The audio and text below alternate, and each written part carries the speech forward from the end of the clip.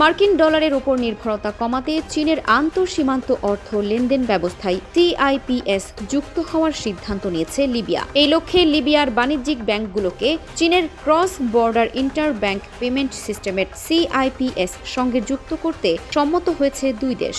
বিবৃতিতে বলা হয়, দুই দেশের কেন্দ্রীয় ব্যাংকের মধ্যে নতুন কৌশলগত অংশীদারির সূচনা এবং লিবিয়ার বাণিজ্যিক ব্যাংকগুলোকে CIPS এর সঙ্গে যুক্ত করার বিষয়ে সমঝোতা হয়েছে। এর ফলে দুই দেশের মধ্যে অর্থ স্থানান্তর আরও সহজ ও দ্রুত হবে। চীনের কেন্দ্রীয় ব্যাংক 2015 সালে CIPS চালু করে। এই ব্যবস্থার মাধ্যমে চীনা মুদ্রা ইউয়ানে আন্তর্জাতিক লেনদেন সরাসরি সম্পন্ন করা যায়। ফলে মার্কিন ডলার বা মধ্যবর্তী ব্যাংকের উপর নির্ভরতা উল্লেখযোগ্যভাবে কমে। এছাড়া দুই দেশ বিদ্যমান বাণিজ্যিক বাধা দূর করে পারস্পরিক বাণিজ্যের পরিমাণ বাড়ানোর বিষয়েও একমত হয়েছে।